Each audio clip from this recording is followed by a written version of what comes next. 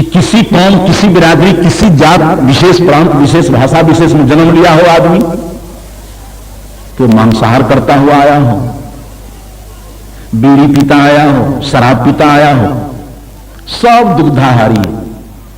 ये कुसंग पा करके शराब पीने लगे हो, बीड़ी पीने लगे हो, इस सब तो बीच की लीला है।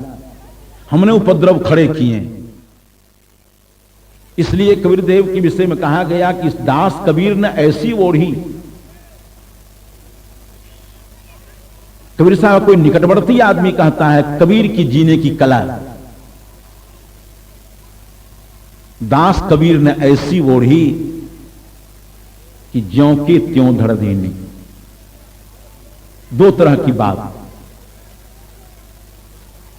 अवैध कर्म से हम जीवन को दाग लगाते हैं, कलंकित करते हैं।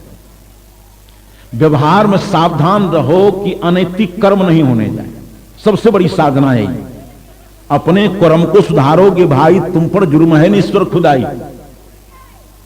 आप ही बरी आपन गर बंधा, झूठे मोह काल के फंदा, कबीरदेव कहते हैं। हम अपने से रस्सी बांधते हैं कर्म की और उसी में हम फंसते हैं। मकड़ी जाल फैलाती है, उसी में फंस करके मर करके सूख जाती है। हम भी कर्म की डोरी बांटते हैं, उसी में फंस फंस करके मरते चले जा रहे हैं। सब सारे लोग पछाड़ खा रहे हैं। तो कर्म जगत में हमको बहुत सावधान, यहां भी ध्यान रहने की जरूरत। बहिरंग ध्यान यही है, कर्मों को सुधार कर चलना। ध्यान कोई क्रिया नहीं, ध्यान क्रिया नहीं,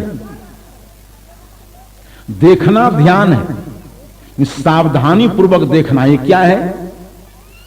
देखना आंख की क्रिया है, किंतु सावधानी पूर्वक देखना, यही सावधानी ध्यान। चलो लेकिन संभल कर चलो, चलना क्रिया है, संभल कर चलना, इस वाक्य में संभल कर ये ध्यान। बोलना क्रिया है, लेकिन सावधान होकर बोलो, यही सावधान ध्यान। बोलो ध्यान में, सोचो ध्यान में, देखो ध्यान में, चलो ध्यान में, कुछ भी करो ध्यान में। इंद्रियों के जितने व्यापार हो सब सावधानी में हो। रेलवे यार्ड में मैंने देखा खड़ा खड़ा दीवार में लिखा है कि सावधानी हटी और दुर्घटना घटी। घट गई दुर्घटना, वहां से जानबूझ करके ही लोगों ने किया।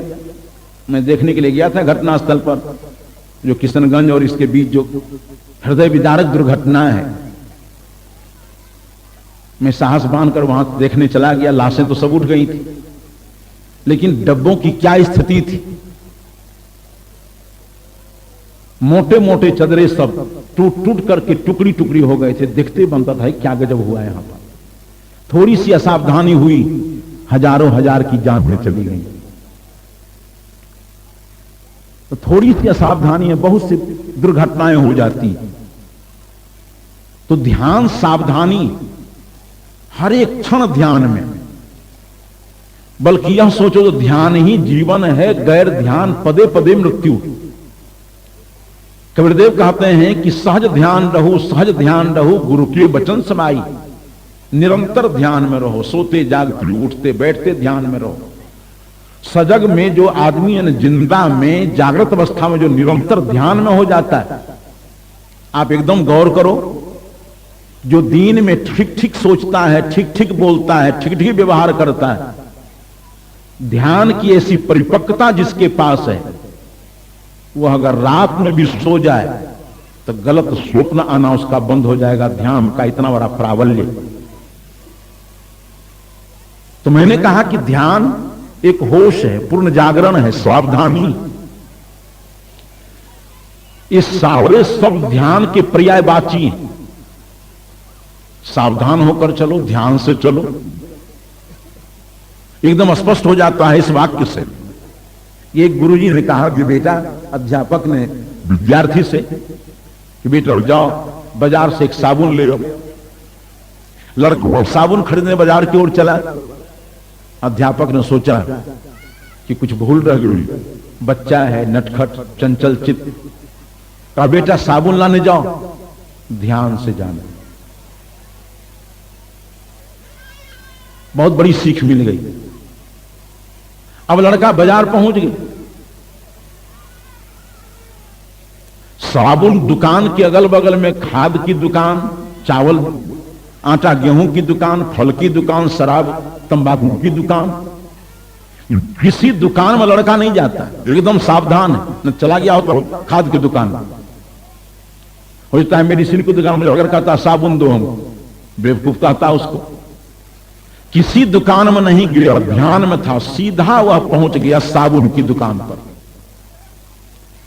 ध्यान हमको लक्ष्य तक पहुंचा देता है क्या? चेतन की निजी वृत्ति ध्यान है, और सारी चीजें रास्ते में छूटती हैं, किंतु ध्यान छूटती नहीं है। ध्यान है चेतन की निजी वृत्ति, जो समाधि में ध्यान लीन हो जाता है। चेतन की निजी वृत्ति ध्यान, और सारे उपकरण रास्ते में छूटेंगे किंतु ध्यान छूटेगा तो सजीव है इसका। चेतन का सजीव है, प्राइवेट सेक्रेटरी, सर्वदा चेतन के साथ रहेगा।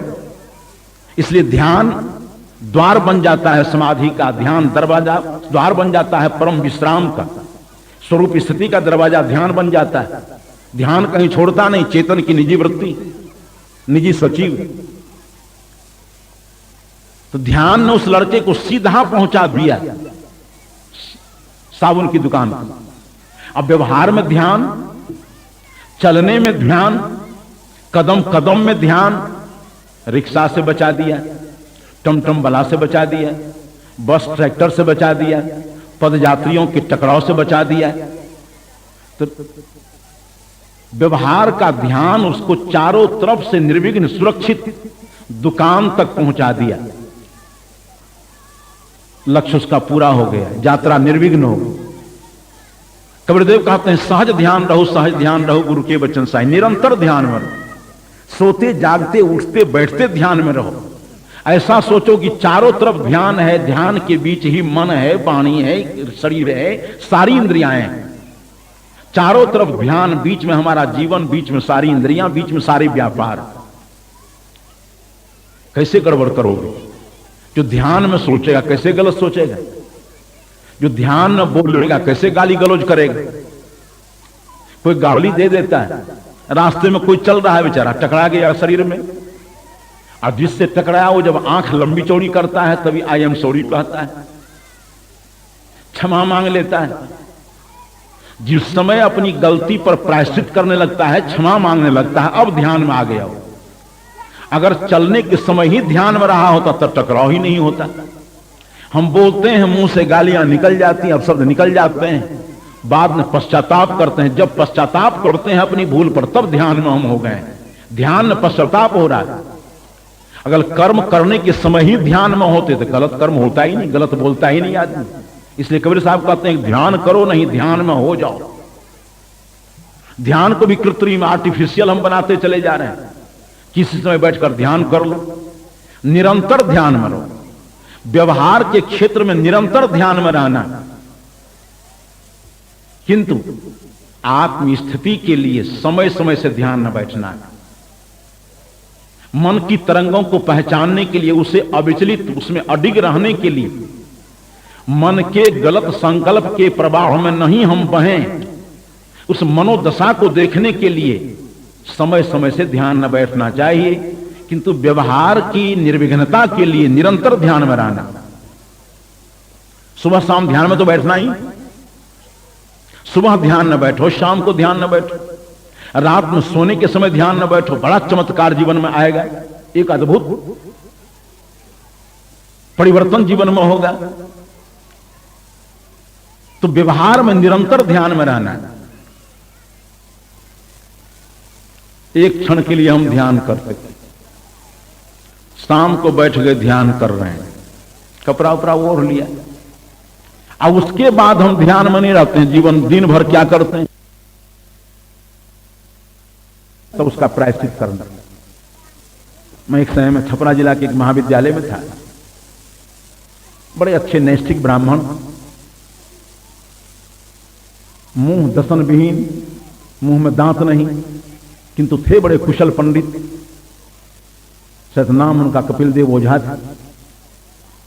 वो छात्रों को पढ़ाने लगे, मुझे ही पढ़ाते थे। तो पढ़ाते पढ़ाते वो बीच में पाठ पढ़ाना बंद कर दे। शिव शिव शिव शिव शिव।